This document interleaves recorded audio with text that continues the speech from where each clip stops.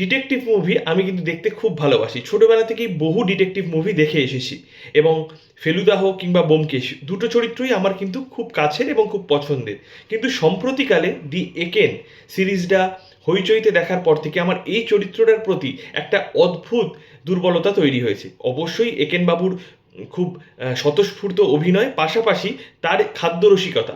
একটা গোয়েন্দা গল্পের মধ্যে যে কমিক সেন্স, একটা খাদ্যরসিকতার ব্যাপারগুলো যেভাবে আনেন পরিচালক বা মেকার্সরা, সেটা কিন্তু খুব সুন্দরভাবে যায় এবং তার জন্যই দি একেন এতটা সফল।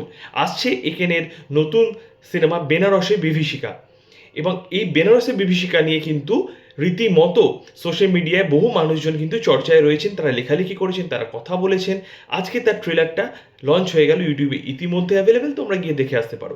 আমার কিন্তু এই ট্রেলারটাও বেশ ভালো লেগেছে। প্রথম 41 মিনিটের মধ্যে, এই ট্রেলারের প্রথম 41 মিনিটের মধ্যে কোনো বিশাল অর্থে কিন্তু সংলাপ নেই, রয়েছে 3-4টে গুরুত্বপূর্ণ সংলাপ, যেখানে কিন্তু কমিক সেন্স মারাত্মকভাবে দেখানো হয়েছে।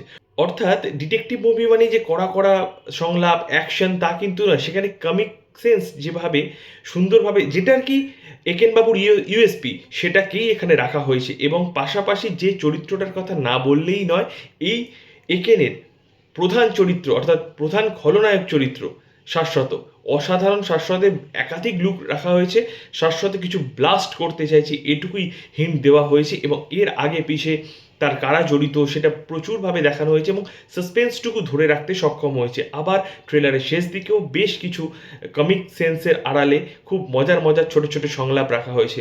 আমি মনে করি যে বা যারা হইচইতে এই সিনেমা বা এই ওয়েব সিরিজ দেখে একটা ফ্যান বেস তৈরি করেছে, তাদের কিন্তু এই সিনেমাটা সিনেমা হলে গিয়ে দেখতে বেশ ভালোই লাগবে। কারণ আমার প্রতিটা সিরিজ দেখা কিন্তু হাতে গুনে বলা যেতে পারে যে এটা ভালো লাগেনি।